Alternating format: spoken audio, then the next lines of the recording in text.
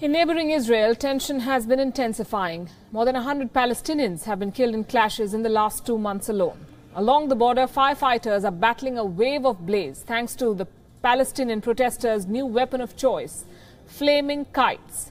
Hundreds of kites and helium balloons have been flown into Israel, fitted with an alcoholic mixture and containers of burning fuel, setting fire to large pieces of farmland in the Israeli territory.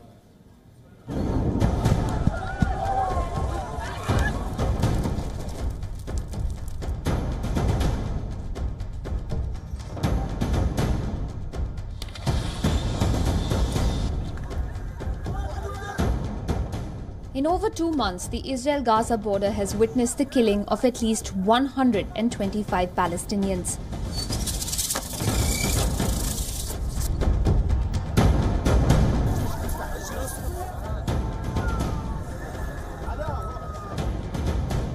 Facing bullets and tear gas drones from the Israeli forces, the Palestinians still continue with that protest. But these protesters have now decided to fight fire with fire. Their new weapon? Fire-starting kites. Kites dangling coal embers or burning rags make their way across the Gaza border, signifying a new form of protest. They are targeting Israeli farmland and forests.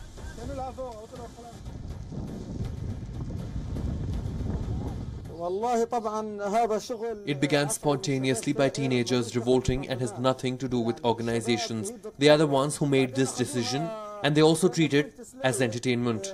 As long as there is occupation in the Gaza Strip and in our occupied land, these kites will be sent almost daily until the occupation goes down or fulfills our demands. The Israeli government says that no one has been hurt by these fires, but some 2,250 acres of fields and nature reserves have been burned by flames stoked by the Mediterranean winds, causing damage worth $2.5 million.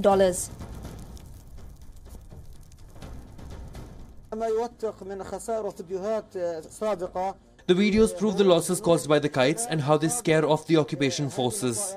It costs not more than 10 shekels. Meanwhile, it causes them losses of thousands to millions of shekels. Israel says it's a sign of frustration.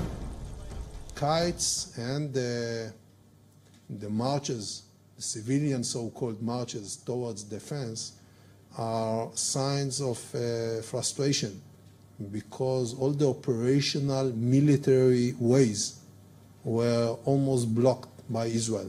The sea is closed, the land is closed. It's very difficult to hit Israel by rockets and missiles because of Iron Dome. Israel too is coming up with ways to tackle these kites, and the answer is drones. Civilian drone enthusiasts have been inducted into the army and are flying their remote-controlled aircraft into the kites. The army has also fitted the drones with fishing lines or blades to slash kite strings mid-air.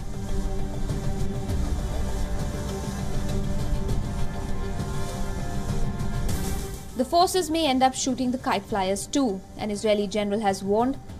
Forest officials for Israel's Jewish National Fund say that the kites have caused massive damage to Israeli farmland and reservoirs. So this kite will be sold for 10 shekel. In practice, I believe for not more than 3 to 4 shekel. It takes perhaps 10 minutes to make. But the damage they cause, that is the real problem. Not how much it cost and how much time it takes to prepare. The damage is massive, and unfortunately this is what we have been experiencing in the past couple of months. Israel has deployed troops in large numbers along the border fence, including snipers on the front line. The army says it plans to continue its policy of shooting at anyone trying to reach the fence itself. Bureau Report, WION.